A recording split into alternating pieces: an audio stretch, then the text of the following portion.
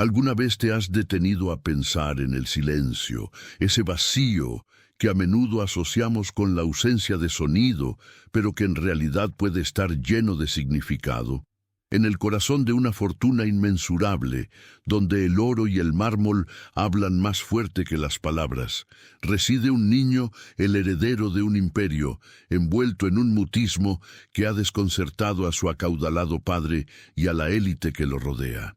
Este pequeño, rodeado de lujos que desafían la imaginación, parece existir en un plano distinto, desconectado del bullicio del mundo, una figura enigmática cuya aparente pasividad ha sido interpretada de innumerables maneras, desde la melancolía de la infancia dorada hasta la frialdad de una mente superior. Sin embargo, lo que nadie más ha logrado percibir, lo que se esconde tras la cortina de su aparente indiferencia, es una realidad mucho más profunda y desgarradora, una verdad que se manifiesta no en sus palabras, sino en la ausencia de ellas, y en los sutiles ecos que solo oídos especialmente sintonizados pueden captar. Nuestra historia comienza en la opulenta mansión de don Ricardo Valenzuela, un titán de los negocios cuya vida ha sido una constante acumulación de poder y riqueza. Su hijo, el pequeño Mateo, es el epítome de la herencia, un joven destinado a llevar las riendas de un legado construido con sudor y astucia. Pero Mateo no es un niño cualquiera. Su mundo parece estar sellado, aislado por una barrera invisible que ni la más sofisticada tecnología ni los más reputados especialistas han logrado traspasar. Su padre, acostumbrado a resolver problemas con la fuerza de su voluntad y el peso de su billetera, se encuentra impotente ante el enigma de su propio hijo. Las visitas médicas, las sesiones de terapia, los intentos por estimularlo a través de juegos y juguetes de última generación, todo ha resultado en vano. Mateo responde con una serenidad inquebrantable, una calma que roza lo etéreo, dejando a su padre en un estado de frustración y quizás de culpa velada. La élite social, que frecuenta la mansión, acostumbrada a la ostentación y a la superficialidad, ve en Mateo un reflejo de la fortuna familiar, una pieza más en el suntuoso tapiz de su existencia, pero rara vez se detienen a considerar la profundidad de su ser, prefiriendo la comodidad de las apariencias sobre la incomodidad de la verdad. Es en este escenario de opulencia silenciosa y desconexión emocional donde entra en juego una figura inesperada, alguien cuya existencia transcurre en los márgenes de este mundo de privilegios. Elena, la empleada de limpieza de la mansión, es una mujer de origen humilde, cuya vida se ha forjado en la perseverancia y la observación discreta. Ella no posee la fortuna ni la influencia de los Valenzuela, pero posee algo quizás más valioso, una sensibilidad innata y una capacidad de escucha que trasciende las palabras. Mientras recorre los pasillos inmaculados, puliendo los reflejos de un pasado glorioso y un presente deslumbrante, Elena comienza a notar algo peculiar en Mateo. No son los gestos grandilocuentes o las expresiones faciales llamativas, sino los micromovimientos, las reacciones casi imperceptibles que él tiene ante ciertos estímulos sonoros. Un crujido de la madera bajo sus pies, el tintineo lejano de una vajilla fina, el murmullo de las conversaciones en los salones adyacentes. Mateo parece responder a estos sonidos de una manera que sugiere una conexión, una apreciación del mundo auditivo que nadie más ha detectado. Estos atisbos, inicialmente vagos e inciertos, se convierten gradualmente en una convicción silenciosa para Elena. Ella no busca protagonismo ni reconocimiento. Su trabajo es su sustento y su discreción, su escudo. Sin embargo, la compasión que siente por el niño, esa empatía que nace de la comprensión de la vulnerabilidad, la impulsa a ir más allá de sus deberes. Empieza a prestar una atención más detallada, a registrar los matices, a correlacionar los sonidos con las sutiles reacciones de Mateo. Se da cuenta de que su silencio no es una ausencia de vida, sino quizás una forma diferente de experimentarla, una vida tejida a través de las vibraciones y las resonancias que el resto del mundo ignora. Este descubrimiento, incubado en la soledad de sus labores, se transforma en un secreto compartido entre ella y el niño, un vínculo tácito que comienza a desmoronar las paredes de su aislamiento. La verdadera singularidad de nuestra narrativa reside en este contraste, la inmensa riqueza material que rodea a Mateo y la pobreza de la conexión humana que experimenta, frente a la humildad de Elena y la riqueza de su percepción empática. No se trata solo de descubrir una discapacidad o una condición médica. Se trata de desvelar la humanidad oculta detrás de las etiquetas y las expectativas sociales. Es la historia de cómo la observación silenciosa, ejercida por alguien considerado invisible, puede iluminar las verdades más profundas y con valentía desafiar la indiferencia de quienes se creen intocables. Elena, con su coraje silencioso, se convierte en la catalizadora de un cambio, una agente de revelación en un mundo que prefiere la comodidad de la ignorancia. Su camino, aunque peligroso y lleno de obstáculos invisibles, es un testimonio del poder transformador de la compasión y la valentía, una luz que se enciende en medio del aparente aislamiento de un niño millonario. La travesía que Elena emprende no es una búsqueda de fama, sino un acto de profunda humanidad. Se enfrenta a un sistema de creencias arraigado en la superioridad y la desconexión, donde la empatía se considera una debilidad y la verdad una inconveniencia.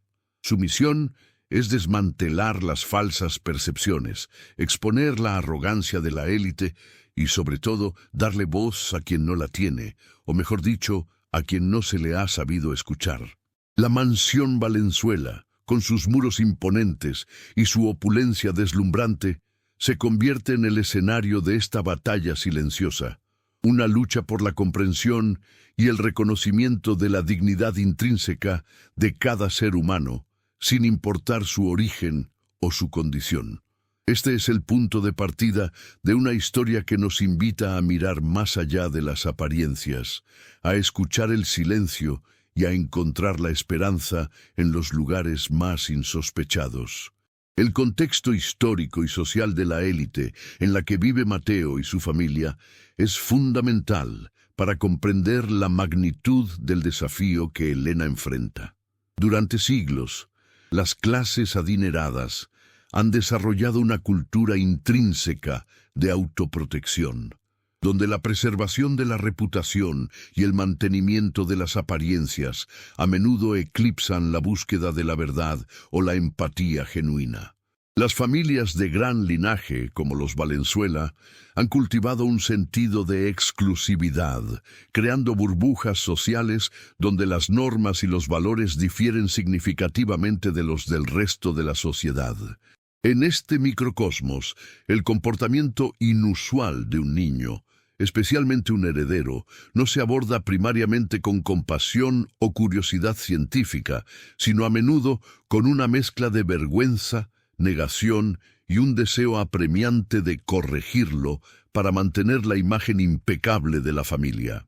Las generaciones pasadas de estos círculos privilegiados a menudo recurrieron a soluciones discretas y, en ocasiones, extremas para manejar cualquier desviación de la norma socialmente aceptada, desde internados especializados en el extranjero hasta tratamientos poco documentados, todo ello envuelto en un velo de secreto para evitar el escrutinio público. La idea de que la normalidad es un estándar absoluto y que cualquier desviación es un defecto que debe ser erradicado, en lugar de una característica que merece comprensión, está profundamente arraigada en la mentalidad de muchos dentro de estos estratos sociales. Por consiguiente, la aparente indiferencia del padre de Mateo, don Ricardo, no nace necesariamente de una falta de amor, sino de una crianza que le enseñó a priorizar el control y la apariencia por encima de la vulnerabilidad y la conexión emocional. Su reacción ante el silencio de su hijo, marcada por la frustración y la búsqueda de soluciones externas, refleja una incapacidad aprendida para conectar a un nivel más profundo, para aceptar lo que no puede ser fácilmente cuantificado o controlado. Las terapias y los especialistas que contrata no son solo un intento de ayudar a Mateo, sino también una forma de externalizar la responsabilidad y de mantener la ilusión de que todo está bajo control, de que el problema reside en el niño y no, quizás, en el entorno o en la propia incapacidad de la familia para adaptarse a una realidad que desafía sus expectativas. La sociedad en la que se mueven, además, refuerza esta actitud. Las conversaciones en los círculos de la élite rara vez profundizan en las complejidades emocionales o psicológicas de la crianza. Tienden a girar en torno a logros, estatus y la perpetuación del poder y la influencia. Cualquier mención de las dificultades de Mateo sería vista no como una oportunidad para la empatía colectiva, sino como una debilidad explotable, una grieta en la armadura de la familia Valenzuela que podría ser utilizada por rivales o detractores. En este entramado social, la figura de Elena, una empleada de limpieza, representa una anomalía. Su posición en la jerarquía de la mansión la coloca en una proximidad física a Mateo, pero la distancia social es abismal. Sin embargo, esta misma posición le otorga una perspectiva única, libre de las presiones y las expectativas que agobian a quienes pertenecen al círculo íntimo de la familia. Ella no tiene nada que perder en términos de estatus social o reputación dentro de ese mundo, lo que paradójicamente le otorga una libertad inmensa. Su observación de Mateo se desarrolla en un espacio de anonimato, donde sus percepciones no son filtradas por el deseo de complacer o por el miedo al juicio. A diferencia de los psicólogos y terapeutas que operan dentro de marcos teóricos y protocolos establecidos, Elena se basa en una forma de conocimiento más intuitivo y experiencial, un entendimiento que surge de la simple presencia y la escucha atenta.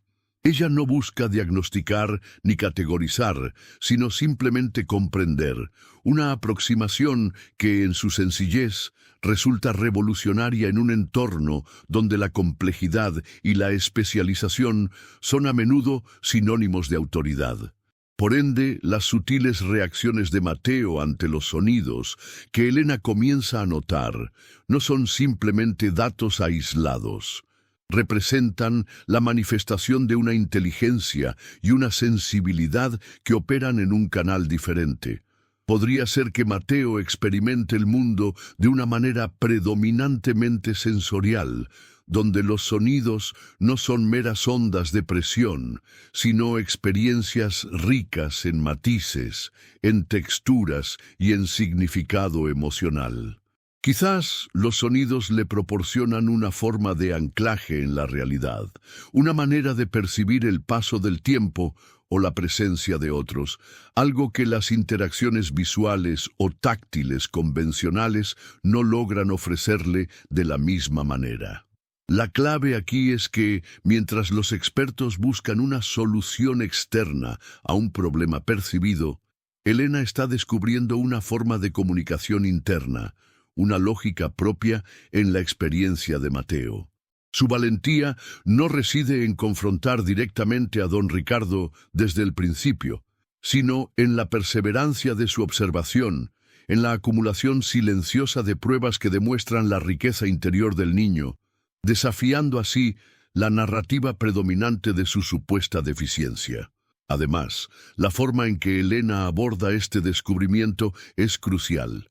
No lo comparte inmediatamente con nadie, ni siquiera con otros empleados, sabiendo que la información podría ser malinterpretada, distorsionada o, peor aún, utilizada en contra de Mateo. Su discreción inicial no es por miedo, sino por una estrategia de protección, una forma de resguardar la inocencia y la vulnerabilidad del niño ante un mundo que podría explotar esa información. Este período de observación y reflexión le permite a Elena desarrollar una comprensión más profunda de las necesidades de Mateo y, más importante aún, formular un plan para comunicar sus hallazgos de una manera que sea difícil de ignorar o desacreditar. Ella entiende que, para que su verdad sea escuchada en los círculos de la élite, debe presentarse no como una queja o una acusación, sino como una revelación, una nueva perspectiva que pueda, en última instancia, beneficiar a la propia familia Valenzuela al permitirles reconectar con su hijo. Finalmente, es vital reconocer que la experiencia de Mateo, tal como la percibe Elena, podría ser una manifestación de una forma de neurodiversidad que aún no se comprende completamente o que ha sido estigmatizada por la sociedad. En lugar de ver su silencio como una carencia, Elena comienza a considerarlo como una diferencia, una forma alternativa de ser en el mundo. Esta perspectiva, que valora la diversidad en lugar de intentar erradicarla, es lo que impulsa su determinación. Ella ve en Mateo no a un paciente que necesita ser curado, sino a un individuo cuya singularidad merece ser celebrada y comprendida. Su misión, por lo tanto, se transforma de un simple descubrimiento a un acto de defensa, un esfuerzo por construir un puente entre el mundo de Mateo y el mundo de su padre, un puente construido con la empatía, la paciencia y la valentía de quien elige ver lo que otros no pueden o no quieren ver. Profundizando en la dinámica de la mansión Valenzuela, se revela una capa adicional de complejidad en la forma en que el mundo de Mateo se organiza y se percibe. Mientras que para la mayoría, la opulencia es sinónimo de comodidad y facilidad, para Mateo podría representar una sobrecarga sensorial, un torrente de estímulos que, al no poder ser procesados de manera convencional, generan una forma particular de aislamiento.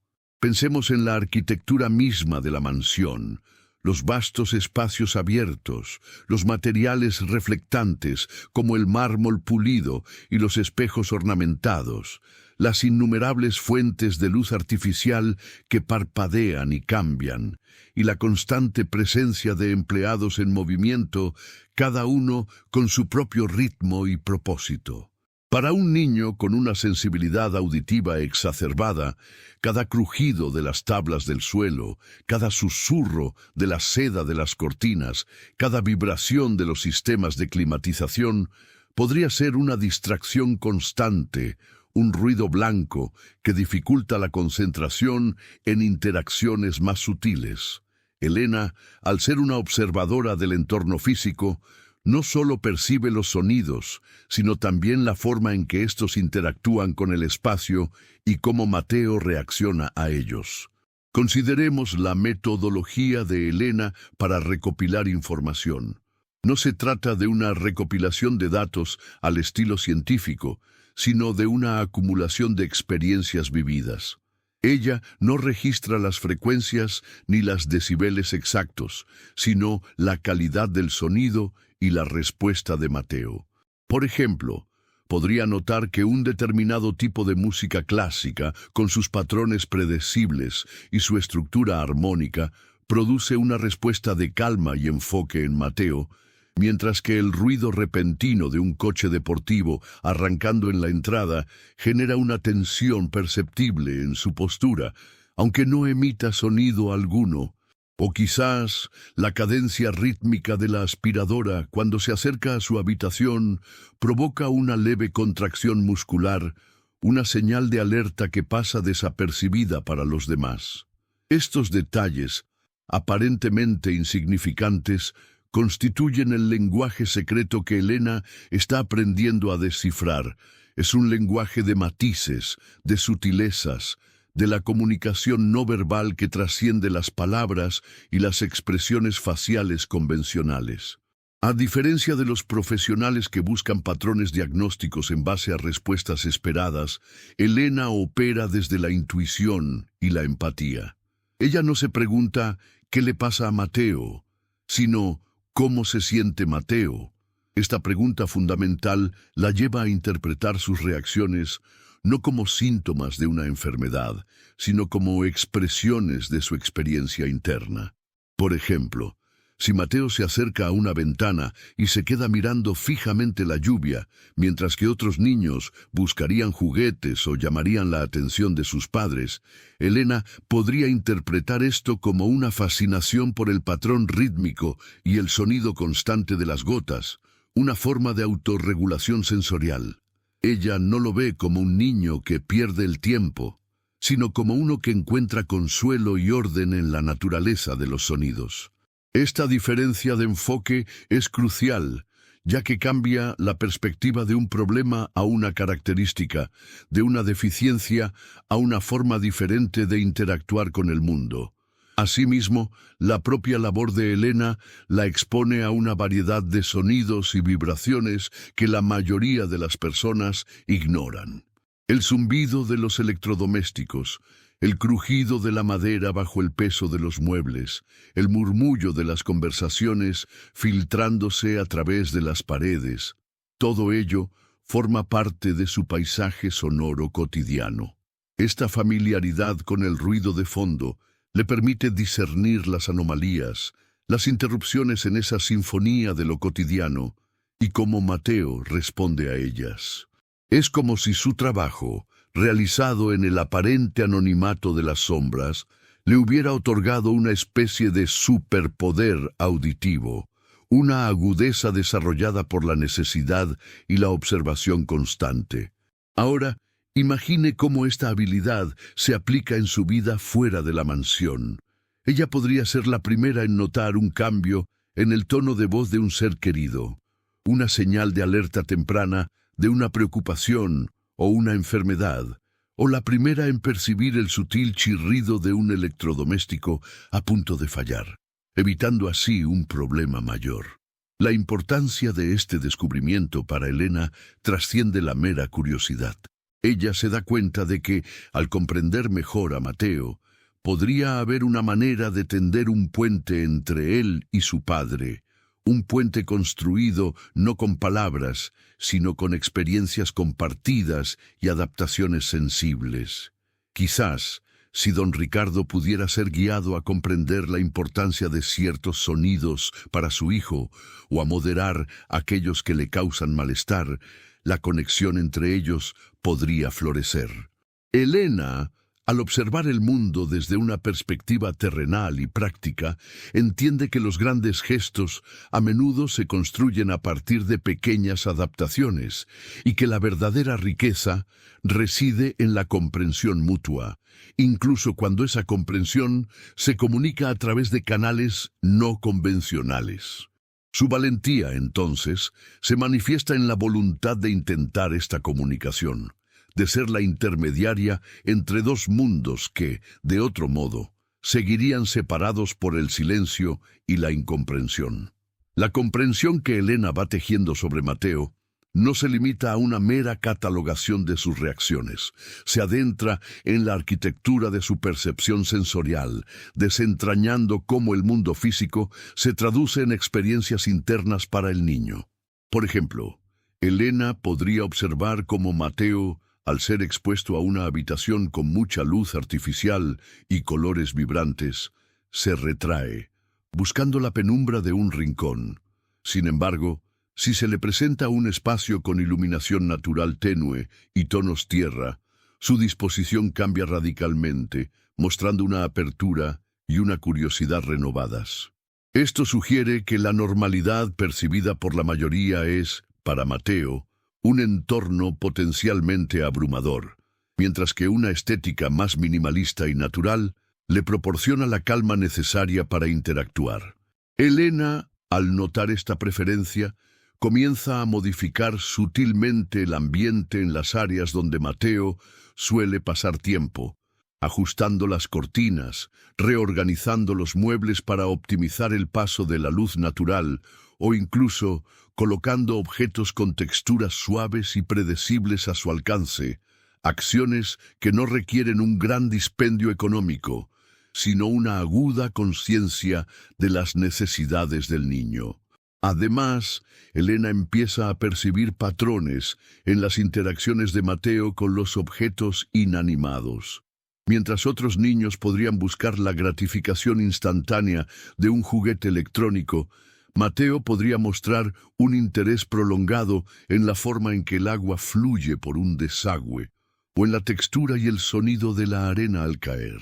Ella podría notar que él se siente particularmente atraído por objetos que emiten un sonido constante y predecible, como un péndulo que oscila o un pequeño ventilador que gira. A diferencia de los juguetes diseñados para estimular de manera activa, estos objetos le ofrecen una forma de autorregulación, una presencia sonora que no exige una respuesta directa, sino que simplemente es. Elena, al ser testigo de esta fascinación, podría introducir discretamente elementos similares en su rutina de limpieza, permitiendo que Mateo interactúe con ellos sin presión, observando cómo su presencia afecta su estado de ánimo y su nivel de alerta. Por otra parte, Elena también comienza a discernir las diferencias en la forma en que Mateo procesa la información social. Si bien él no responde a los saludos verbales convencionales, Elena podría notar que, cuando alguien se acerca a él con una cadencia de voz particularmente suave y un movimiento corporal lento y predecible, Mateo muestra una leve inclinación de cabeza, una señal casi imperceptible de reconocimiento. Esto contrasta marcadamente con la forma en que reacciona ante gestos bruscos o voces estridentes que parecen desencadenar un estado de retraimiento. Este descubrimiento es crucial porque sugiere que Mateo no está completamente desconectado del mundo social, sino que se comunica y percibe las interacciones humanas a través de un canal sensorial diferente, uno que valora la calma, la predictibilidad y la ausencia de estridencias. Elena, al ser consciente de esto, podría empezar a modelar su propia aproximación a Mateo, adoptando un ritmo más pausado y una comunicación no verbal más intencionada, buscando establecer una conexión a través de la empatía sensorial. Finalmente, la labor de Elena como observadora le permite identificar las particularidades de la rutina diaria de Mateo y cómo estas rutinas se ven afectadas por las interrupciones. Ella puede notar que él parece más tranquilo y receptivo en ciertos momentos del día, quizás cuando la mansión está más silenciosa, o después de haber pasado tiempo en contacto con elementos naturales, como las plantas del jardín. Por el contrario, eventos inesperados, como la llegada de invitados imprevistos o cambios en el personal de servicio, parecen desestabilizarlo. Esta comprensión de la importancia de la predictibilidad y la estructura en la vida de Mateo es un conocimiento invaluable. Elena, al ser consciente de estas dinámicas, podría, de manera sutil, intentar influir en la organización de las actividades diarias para minimizar las interrupciones, o asegurarse de que los cambios se anuncien con antelación y de manera gradual, ofreciendo a Mateo una sensación de control y seguridad en su entorno. Este enfoque, basado en la observación detallada y la adaptación sensible, es lo que comienza a desmantelar la percepción de Mateo como un niño difícil o desconectado, revelando en cambio a un individuo con necesidades específicas que, al ser comprendidas, abren un camino hacia una conexión más profunda y significativa. Profundizando en la arquitectura de la percepción de Mateo, Elena no solo observa sus reacciones a estímulos externos, sino que también empieza a discernir cómo el niño interactúa con el tiempo y la secuencia. Se da cuenta de que Mateo parece prosperar en entornos predecibles, donde las rutinas se cumplen con una consistencia casi ritual. Por ejemplo, La forma en que la luz del sol se mueve a través de las ventanas a lo largo del día, o el ciclo de las comidas y los momentos de tranquilidad, parecen ofrecerle un marco de referencia estable. Cualquier alteración en esta cadencia temporal, como un retraso en la hora de la cena o una visita inesperada que interrumpe su período de juego silencioso, genera en él una inquietud palpable, una especie de desorientación que se manifiesta en un aumento de la inquietud motora o en un retraimiento aún mayor. Elena, al ser una observadora de las rutinas domésticas, nota estas sutiles desviaciones y cómo afectan a Mateo, y comienza a anticipar y, en la medida de lo posible, a mitigar estas perturbaciones, asegurándose de que los horarios de servicio se mantengan estrictos y que cualquier cambio se introduzca gradualmente, quizás con una advertencia previa a través de un objeto visual o una señal auditiva preacordada. Además, Elena empieza a notar una fascinación particular de Mateo por los patrones repetitivos y la simetría. Puede observar cómo el niño pasa largos ratos alineando objetos, ya sean sus juguetes cubiertos de plata o incluso hojas caídas en el jardín, en perfectas hileras o formaciones simétricas. Esta inclinación no es simplemente un juego infantil. Para Mateo, parece ser una forma de imponer orden en un mundo que, de otro modo, podría ser caótico. La regularidad de estas configuraciones le proporciona una sensación de control y previsibilidad, un lenguaje visual que él puede comprender y manipular. Elena, al reconocer esta necesidad, podría introducir elementos de simetría y repetición en las tareas que realiza en su presencia, como doblar la ropa en patrones exactos o disponer los utensilios de limpieza de manera metódica, creando así un entorno que resuene con la propia organización interna de Mateo y que, a su vez, le ofrezca una forma de conexión no verbal a través de la actividad compartida. Profundizando en las interacciones sociales, Elena percibe que Mateo no responde a las expresiones emocionales convencionales de la misma manera que otros niños. Mientras que una sonrisa o un ceño fruncido pueden pasar desapercibidos para él, una vibración particular en el suelo, causada por pasos rítmicos o el sonido uniforme de una respiración profunda, podrían captar su atención de manera más significativa. Esto sugiere que Mateo procesa las señales sociales a través de un canal más visceral y rítmico, valorando la consistencia y la previsibilidad de las experiencias físicas sobre las expresiones faciales o tonales más volátiles. Elena, al ser consciente de esta diferencia, podría empezar a modelar su propia aproximación, utilizando un ritmo de voz más uniforme, evitando movimientos corporales bruscos y buscando establecer un contacto a través de vibraciones sutiles, como un golpeteo suave en una superficie cercana, para indicar su presencia o intención, creando así un puente de comunicación que se alinee con la forma en que Mateo percibe el mundo. Finalmente, Elena comienza a desentrañar la compleja relación de Mateo con los objetos que lo rodean. No se trata solo de la textura o el sonido, sino de la historia que los objetos parecen contar a través de su uso y su desgaste. Ella podría notar cómo Mateo se siente atraído por objetos antiguos o con una historia discernible, como un libro con páginas amarillentas y un olor particular, o una silla de madera con marcas de uso.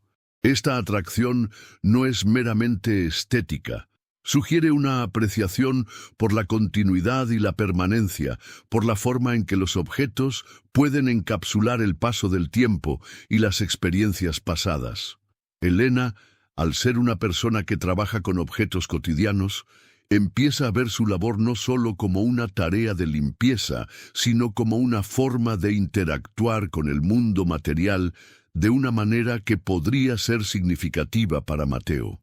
Podría, por ejemplo, preservar cuidadosamente un objeto antiguo que encuentre, colocándolo en un lugar donde Mateo pueda observarlo, o al hablar suavemente sobre la historia de un mueble mientras lo limpia, creando así un diálogo silencioso a través de la narrativa de los objetos, una forma de enriquecer el entorno de Mateo con capas de significado que trascienden la mera funcionalidad. Elena, al observar la interacción de Mateo con los objetos, comienza a notar una particular afinidad por aquellos que exhiben un desgaste sutil, marcas de uso que narran una historia de posesión y experiencia. No se trata de un gusto por lo antiguo per se, sino por la textura de la historia impresa en la materia. Un libro cuyas páginas están ligeramente dobladas en las esquinas, un coche de juguete con la pintura descascarada en los bordes, o un cojín de terciopelo con un ligero aplastamiento donde solía descansar una mano. Estos detalles, para Mateo, parecen ser anclas sensoriales que lo conectan con una realidad tangible y persistente. Elena, quien a diario maneja una variedad de objetos, empieza a percibir su propio trabajo no solo como una tarea de mantenimiento, sino como una forma de interactuar con el legado material de la mansión. Podría, por ejemplo, al limpiar un viejo escritorio de caoba, detenerse a acariciar las marcas dejadas por innumerables plumas y manos, y en ese instante imaginar la vida que transcurrió alrededor de él. Esta apreciación de la historia inscrita en los objetos le permite a Elena comenzar a pensar en cómo presentarle a Mateo no solo cosas, sino narrativas a través de ellas, creando un diálogo silencioso que trasciende la comunicación verbal. Además de la textura del tiempo, Elena advierte una marcada preferencia de Mateo por la predictibilidad del tacto. Si bien la variedad de texturas en la mansión es inmensa, desde la seda fría hasta la lana gruesa, Mateo parece preferir aquellas que ofrecen una respuesta áptica consistente y no sorpresiva. Por ejemplo, podría mostrar indiferencia ante un juguete de goma que cambia de forma o textura al ser manipulado, pero fascinación ante una bola de madera lisa que rueda con un sonido constante y predecible. Elena, en su quehacer diario, maneja una gran cantidad de superficies y materiales. Comienza a notar cómo la uniformidad en la limpieza, el pulido constante de una superficie de vidrio o la ausencia de pelusas en una alfombra crea un entorno táctil más predecible y, por ende, más confortable para Mateo. En lugar de pensar en la limpieza como una mera remoción de suciedad, Elena empieza a concebirla como la creación de un paisaje táctil armonioso, un entorno donde las sensaciones son consistentes y no invasivas, permitiendo a Mateo interactuar con su mundo físico sin el estrés de estímulos inesperados o discordantes. Por otra parte, Elena comienza a discernir una conexión entre la ausencia de ruido intrusivo y la capacidad de Mateo para concentrarse en estímulos visuales o espaciales. Si bien sus reacciones auditivas son evidentes, Elena nota que cuando el entorno sonoro es particularmente bajo, Mateo parece más receptivo a la observación detallada de su entorno. Podría pasar un tiempo considerable observando cómo la luz del sol proyecta sombras cambiantes en el suelo o cómo las motas de polvo bailan en un rayo de luz. Estas observaciones visuales, para él, parecen ofrecer una forma de orden y coherencia que las interacciones sociales complejas no le brindan. Elena, al comprender esto, empieza a adaptar su rutina de limpieza para minimizar el ruido innecesario. En lugar de aspirar en momentos de alta actividad de Mateo, opta por horarios más discretos o utiliza equipos más silenciosos cuando es posible. Su labor se transforma así en un acto de curaduría ambiental, donde la eliminación de la contaminación acústica es tan importante como la eliminación de la suciedad física, creando un espacio donde la agudeza visual y espacial de Mateo pueda florecer sin ser eclipsada por el ruido. Asimismo, Elena empieza a notar cómo la reorganización espacial de los objetos tiene un impacto significativo en el estado de ánimo de Mateo. Ella observa que, cuando los muebles están dispuestos de manera funcional y estéticamente equilibrada, creando pasillos claros y espacios definidos, Mateo parece más seguro y explorador. Por el contrario, un desorden repentino, como cajas apiladas o muebles movidos sin previo aviso, parece generar en él una leve ansiedad.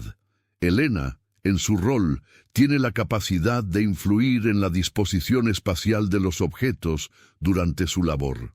Podría, por ejemplo, asegurarse de que los objetos de limpieza se almacenen de manera ordenada y fuera de la vista, o que los caminos para transitar por las habitaciones se mantengan despejados. Su trabajo, entonces, se convierte en una forma de arquitectura invisible, una que moldea el espacio físico para crear un entorno de seguridad y predictibilidad para Mateo, demostrando que la comprensión de sus necesidades puede manifestarse en acciones concretas y diarias, aunque pasen desapercibidas para los demás habitantes de la mansión. La intrincada red de percepciones de Elena sobre Mateo comienza a revelar una nueva dimensión, la forma en que el niño procesa las emociones ajenas y las intenciones no verbalizadas. Más allá de las reacciones a los sonidos o las texturas, Elena observa que Mateo parece ser particularmente sensible a las fluctuaciones emocionales de quienes lo rodean, incluso cuando éstas no se manifiestan a través de palabras o gestos evidentes. Ella nota, por ejemplo, que en presencia de su padre, don Ricardo, cuando éste experimenta un momento de frustración profesional, Mateo, a pesar de estar en otra habitación, puede volverse visiblemente inquieto, buscando refugio bajo una mesa o apretando sus manos.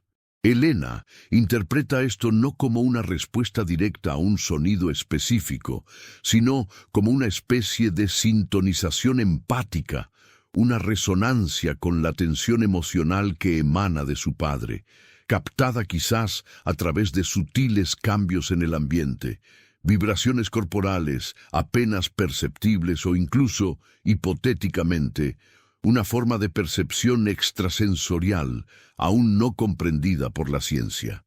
Aunado a esto, Elena empieza a desentrañar cómo Mateo reacciona a las intenciones ocultas de las personas. Ella nota que, mientras que la mayoría de los adultos en la mansión interactúan con Mateo con una cortesía superficial, pero con una subyacente impaciencia o juicio, Mateo parece percibir esta incongruencia. Cuando alguien se acerca a él con una sonrisa forzada o una condescendencia apenas disimulada, Mateo tiende a retraerse, a cerrar sus ojos o a apartar la mirada, como si estuviera protegiéndose de una energía discordante.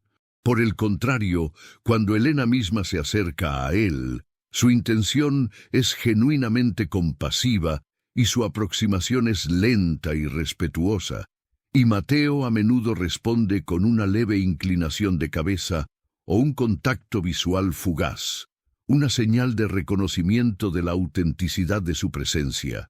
Esta diferencia en la recepción de las intenciones subyacentes es un punto crucial. Elena está descubriendo que Mateo no es ajeno a las interacciones sociales, sino que su filtro de percepción es radicalmente diferente, valorando la sinceridad por encima de la fachada social. Además, Elena comienza a documentar de manera mental las respuestas de Mateo a la música no convencional. Si bien la música clásica puede tener un efecto calmante, Elena observa que ciertos sonidos de la naturaleza, como el murmullo del viento entre los árboles o el canto rítmico de los grillos, parecen evocar en Mateo una profunda concentración y una serenidad casi meditativa. Ella se da cuenta de que mientras los demás podrían considerar estos sonidos como mero ruido de fondo, para Mateo constituyen un lenguaje armónico, una sinfonía natural que le proporciona orden y significado.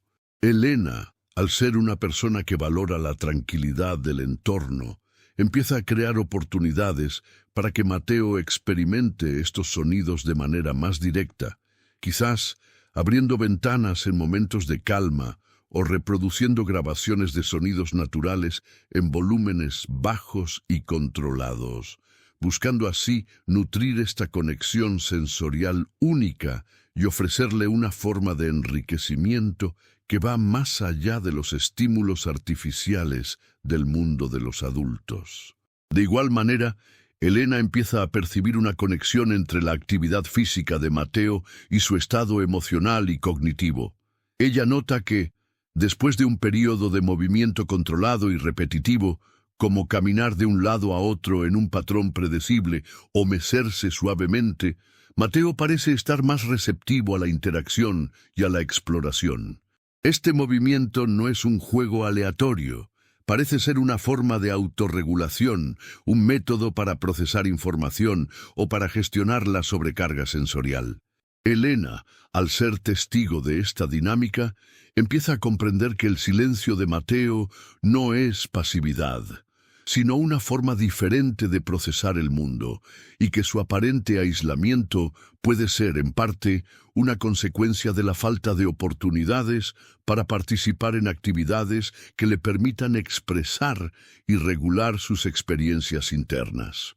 Su labor, entonces, no solo implica la limpieza física, sino también la creación de un entorno que, de manera sutil, fomente estas actividades de autorregulación, permitiendo que la verdadera naturaleza de Mateo emerja, no a través de la imposición, sino de la facilitación.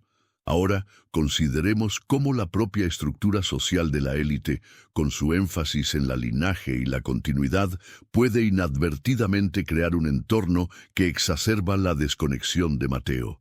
Las familias como los Valenzuela a menudo se enorgullecen de su historia, de las generaciones que han forjado y mantenido su fortuna, y esto se traduce en una fuerte presión para que los herederos cumplan con ciertas expectativas, a menudo predefinidas y rígidas.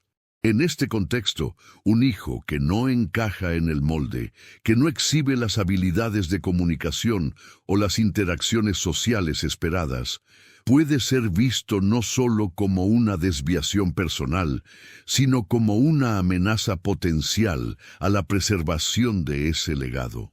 La preocupación de don Ricardo, por tanto, podría no ser únicamente el bienestar de Mateo, sino también la preocupación por la perpetuación del nombre Valenzuela en los círculos de poder. Elena, al observar estas dinámicas desde su posición periférica, percibe la tensión subyacente en las conversaciones familiares, la forma en que se evitan ciertos temas y la manera en que se idealiza el futuro de Mateo, un futuro que para ella se aleja cada vez más de la realidad del niño. Además, es crucial analizar cómo la falta de representación de experiencias neurodiversas en los círculos de élite contribuye a la incomprensión de Mateo. En una sociedad donde la imagen de éxito y competencia es primordial, las diferencias neurológicas o sensoriales a menudo se perciben como debilidades, como fallas en el sistema, que deben ser corregidas o minimizadas. La ausencia de modelos a seguir o de discusiones abiertas sobre la neurodiversidad en los entornos sociales de los Valenzuela significa que no hay un marco de referencia para entender o apreciar las particularidades de Mateo. En consecuencia, cualquier intento de Elena por comunicar sus observaciones podría ser recibido con incredulidad o con la tendencia a encasillar las reacciones de Mateo dentro de diagnósticos preexistentes y a menudo limitantes. Su conocimiento, adquirido a través de la observación empática y no de la teoría académica, lucha por encontrar un lenguaje común en un mundo que valora la validación profesional por encima de la experiencia vivida. Por otra parte, consideremos la paradoja de la supervisión constante pero superficial a la que está sometido Mateo. Si bien el niño está rodeado de personal de servicio, tutores y ocasionalmente familiares, la naturaleza de estas interacciones suele ser transaccional. Se le proporciona cuidado, educación o entretenimiento, pero raramente se busca una conexión genuina o una comprensión profunda de su mundo interior. La gran cantidad de personal en una mansión de esta magnitud, aunque bien intencionada, puede diluir la responsabilidad individual y crear un ambiente donde nadie se siente plenamente responsable de la observación detallada y la comprensión holística de Mateo. Elena, en contraste, al ser una figura constante pero discreta, desarrolla una forma de supervisión más íntima y personal, no dictada por un horario o un protocolo, sino por una preocupación genuina y una curiosidad que la impulsan a ir más allá de las tareas asignadas. Su presencia silenciosa se convierte en un ancla de continuidad en la vida de Mateo, una fuente de estabilidad que él, de manera inconsciente, parece reconocer y valorar. Finalmente, es importante reflexionar sobre cómo la idealización del heredero en la cultura de la élite puede obstaculizar la aceptación de la realidad de Mateo. A menudo, los hijos de familias prominentes son proyectados con expectativas de grandeza como continuadores de un legado y símbolos de éxito. Esta idealización puede generar una resistencia profunda a aceptar cualquier característica que pueda ser percibida como una imperfección o una desviación de ese ideal. Don Ricardo, al estar inmerso en esta cultura, puede encontrar difícil reconciliar la imagen que proyecta de su hijo con la realidad de sus experiencias sensoriales y comunicativas. Elena, al ser ajena a estas presiones sociales, puede observar a Mateo con una mirada más objetiva y compasiva, libre de las expectativas preestablecidas y dispuesta a aceptar su singularidad tal como es, sin intentar moldearla a una imagen preconcebida, lo que le permite ver la riqueza y la profundidad que otros, cegados por la idealización, no pueden percibir. La sutileza con la que Elena percibe las reacciones de Mateo se extiende a su comprensión de la resiliencia sensorial del niño. Lejos de ser un ser pasivo, Mateo demuestra una notable capacidad para adaptarse y encontrar consuelo en nichos sensoriales específicos, a menudo ignorados por los demás. Elena observa cómo, en momentos de aparente estrés o sobrecarga, Mateo no busca la huida, sino que se sumerge en actividades repetitivas y rítmicas, como el ordenamiento meticuloso de pequeños objetos o la observación fija de un patrón lumínico. Estas acciones, que otros podrían interpretar como excentricidades o manierismos, Elena las ve como mecanismos de autorregulación, estrategias innatas que Mateo emplea para mantener su equilibrio interno en un mundo sensorialmente desafiante. Es más, ella nota que estas actividades le permiten no solo gestionar la sobrecarga, sino también reenfocarse, recuperando una capacidad de procesamiento que de otro modo se vería mermada. Piense, por ejemplo, en cómo un músico puede concentrarse en una melodía compleja incluso en medio de un ambiente ruidoso, gracias a su entrenamiento y a su capacidad para aislar auditivamente la música deseada.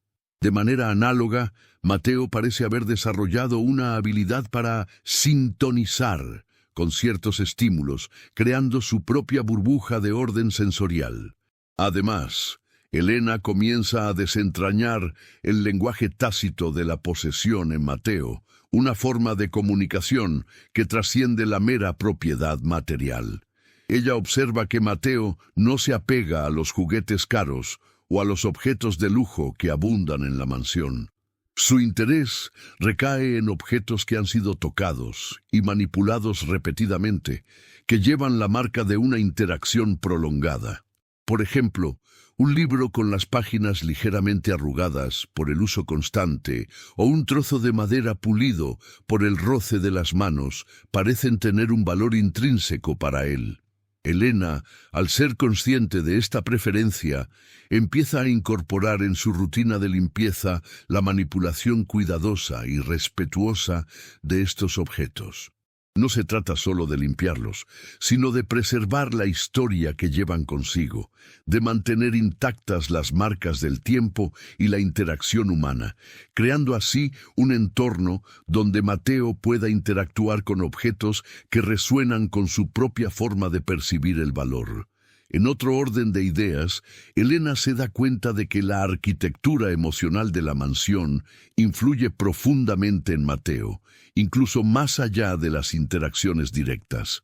Ella percibe que los espacios donde las emociones se manifiestan de manera más intensa o conflictiva, como el estudio de don Ricardo durante una llamada tensa, tienden a generar en Mateo un malestar difuso, una inquietud que no puede atribuir a un estímulo sonoro o táctil específico.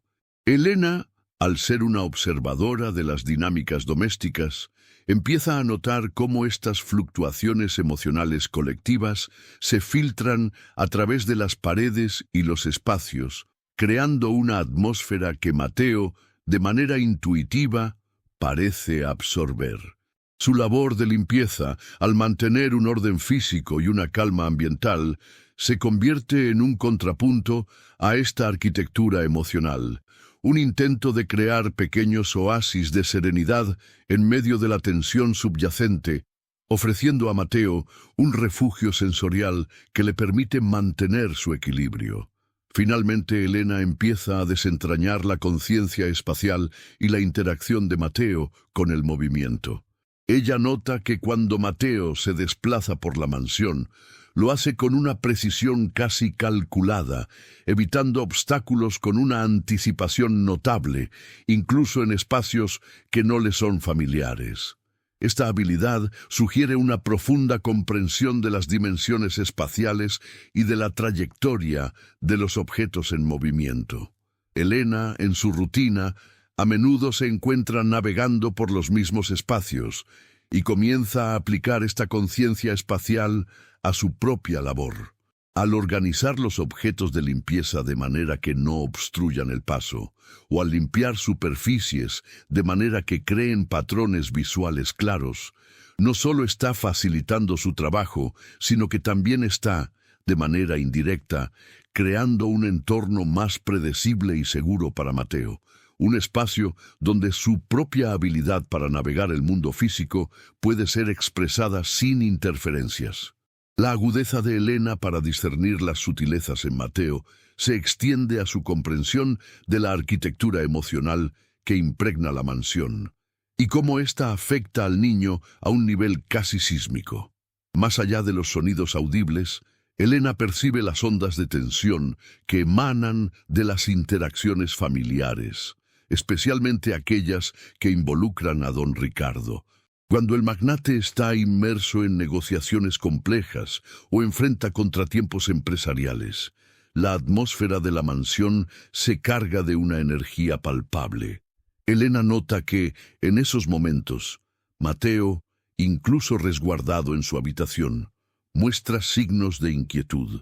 Sus movimientos se vuelven más erráticos, busca consuelo en la repetición de gestos o se recluye en un silencio aún más profundo. Esta sensibilidad de Mateo ante las emociones ajenas, captada no por la lógica, sino por una percepción más visceral, revela una interconexión profunda entre su bienestar y el estado emocional de su entorno inmediato. Elena, al ser una presencia constante y discreta, se convierte en un punto de estabilidad en este mar de fluctuaciones, su propia calma y orden en el manejo de su trabajo, sirviendo como un ancla sensorial para el niño. Además, Elena ha empezado a comprender la naturaleza de la comunicación no verbal de Mateo a través de la manipulación de objetos. No se trata simplemente de ordenar o alinear. Es una forma de expresar estados internos y preferencias. Ella observa que, si Mateo está experimentando una forma de ansiedad, puede comenzar a girar un pequeño objeto redondo entre sus dedos con una cadencia acelerada, casi febril. Por el contrario, si se siente seguro y curioso, el mismo objeto podría ser explorado con movimientos lentos y deliberados, examinando su textura y su peso. Elena, en su labor, a menudo se encuentra en proximidad a estos objetos. En lugar de verlos como meros elementos a limpiar, comienza a interpretarlos como extensiones de la expresión de Mateo. Podría, por ejemplo, al limpiar una pequeña esfera de cristal, notar la forma en que la luz se refracta a través de ella y cómo Mateo, al observarla, parece encontrar un punto de enfoque. Elena, al notar estas interacciones, empieza a organizar los objetos de manera que faciliten estas exploraciones sensoriales, creando un entorno donde la comunicación de Mateo pueda fluir sin barreras y donde sus estados internos se reflejen en la forma en que interactúa con el mundo material. Profundizando en la esfera de las interacciones sociales, Elena ha notado que Mateo parece responder de manera más positiva a las aproximaciones que priorizan la previsibilidad sensorial. Si bien las palabras pueden ser un obstáculo, una aproximación física que sigue un patrón rítmico y gradual parece captar su atención de manera más efectiva. Elena observa que, cuando alguien se acerca a él con pasos medidos y movimientos corporales suaves, Mateo tiende a mantener su mirada o incluso a inclinar ligeramente la cabeza en señal de reconocimiento. Esto contrasta marcadamente con las reacciones que desencadenan gestos bruscos o voces estridentes que le provocan un retraimiento inmediato. Elena, al ser consciente de esta preferencia, comienza a modelar su propia interacción con Mateo, adoptando un ritmo más pausado y una comunicación no verbal intencionada.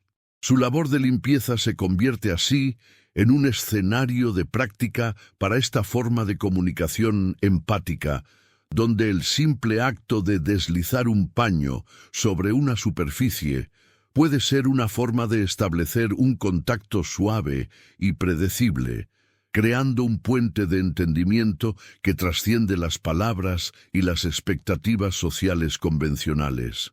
Finalmente, Elena ha comenzado a desentrañar la influencia del entorno lumínico en el estado de ánimo y la capacidad de concentración de Mateo. Ella ha observado que, mientras que la luz artificial brillante y parpadeante de algunas áreas de la mansión parece sobrecargarlo, provocando inquietud y un mayor retraimiento, la luz natural difusa y suave, especialmente la que se filtra a través de las cortinas o las hojas de los árboles, parece tener un efecto calmante y facilitador. Mateo, en presencia de esta luz más tenue y natural, muestra una mayor apertura a la exploración y a la interacción con su entorno. Elena, al ser responsable de la limpieza y el orden de las habitaciones, comienza a adaptar sutilmente la iluminación en las áreas donde Mateo suele pasar tiempo. Podría, por ejemplo, asegurarse de que las cortinas se abran de manera que se maximice la luz natural y se minimice el deslumbramiento, o incluso sugerir la colocación estratégica de objetos que refracten la luz de manera suave, creando así un entorno que no solo sea físicamente limpio, sino también sensorialmente armónico, un espacio que nutra la calma y la concentración de Mateo, permitiendo que su verdadera naturaleza se manifieste sin la interferencia de estímulos abrumadores. Al hilvanar los distintos matices de esta historia, emerge una comprensión más profunda de cómo la opulencia material puede, paradójicamente, enmascarar vacíos emocionales y sensoriales.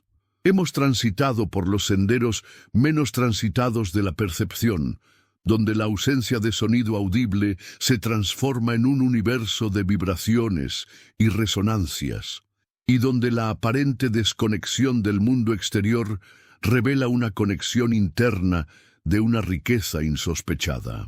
La discreción de Elena, aquella que opera en los márgenes de la visibilidad social, se ha revelado no como una mera observadora pasiva, sino como una arquitecta de puentes, una descifradora de códigos silenciosos que operan en el corazón mismo de la experiencia humana. Si consideramos el tapiz que hemos comenzado a tejer, podemos apreciar cómo cada hilo, cada percepción detallada contribuye a una imagen más amplia. Las sutiles reconfiguraciones del entorno, la adaptación a ritmos predecibles, la apreciación de la historia inscrita en lo tangible, todo ello converge hacia una comprensión más holística de la individualidad. Las dinámicas de poder y percepción dentro de la élite, con sus expectativas y sus filtros, se contraponen a la autenticidad de la experiencia vivida, a la empatía que no requiere validación externa. El camino que Elena ha labrado, con su valentía silenciosa, no es una confrontación directa, sino una invitación a una nueva forma de ver, una que valora la resonancia sobre la retórica, la comprensión sobre el juicio. En este punto de nuestro recorrido, la narrativa se desliza suavemente hacia la contemplación final. Hemos sido testigos de cómo la observación perspicaz, ejercida desde la humildad y la compasión, puede desvelar verdades ocultas y desafiar las estructuras de la indiferencia. La historia de Mateo y Elena nos invita a reflexionar sobre la naturaleza misma de la comunicación, sobre las múltiples formas en que la conexión puede florecer, incluso en los entornos más inesperados. Las capas de significado que hemos ido desvelando nos preparan para una perspectiva que trasciende la anécdota particular, elevándola a una reflexión sobre la condición humana y el poder transformador de la empatía genuina. La historia de Mateo y Elena, tejida a través de las sutilezas de la percepción y la fuerza silenciosa de la compasión, nos confronta con una verdad fundamental. La verdadera riqueza no reside en la opulencia de los bienes, sino en la profundidad de la conexión y la autenticidad de la comprensión. Hemos sido testigos de cómo, en el corazón de una opulenta mansión, un niño aparentemente aislado descubre en las acciones discretas de una empleada de limpieza un eco de su propio mundo interior. Elena, al desentrañar el lenguaje silencioso de Mateo, no solo le ha brindado consuelo, sino que ha abierto una grieta en la coraza de la indiferencia que rodeaba al joven heredero. Su labor, despojada de pretensiones y enriquecida por una empatía genuina, trasciende la mera limpieza de espacios físicos. Se convierte en una forma de arquitectura emocional, una reconfiguración del entorno para que resuene con las necesidades sensoriales y afectivas del niño. Esta narrativa nos invita a reconsiderar nuestra propia capacidad de observación y escucha. En un mundo que a menudo privilegia la comunicación verbal y la expresión explícita, corremos el riesgo de pasar por alto las verdades que se manifiestan en los silencios, en los gestos sutiles, en las preferencias que escapan a la lógica convencional. Elena, desde su posición de aparente invisibilidad, nos enseña que la verdadera empatía reside en la voluntad de mirar más allá de las apariencias, de sintonizar con el lenguaje no articulado del otro y de actuar con valentía para tender puentes de entendimiento. Su descubrimiento no es un final, sino el comienzo de un camino, un recordatorio de que cada individuo, sin importar su origen o su condición, posee una riqueza interior que merece ser reconocida y valorada. La resonancia de esta historia se extiende más allá de los muros de la mansión Valenzuela, invitándonos a una reflexión más amplia sobre cómo construimos nuestras relaciones y cómo interpretamos las diferencias.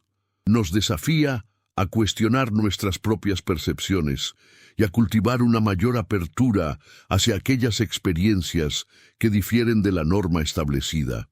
La práctica de Elena, esa que comienza en la discreción de sus labores y se expande hacia la defensa silenciosa de la dignidad de Mateo, nos recuerda que el cambio significativo, a menudo se gesta en los actos cotidianos, en las pequeñas elecciones que hacemos para conectar con los demás a un nivel más profundo y humano.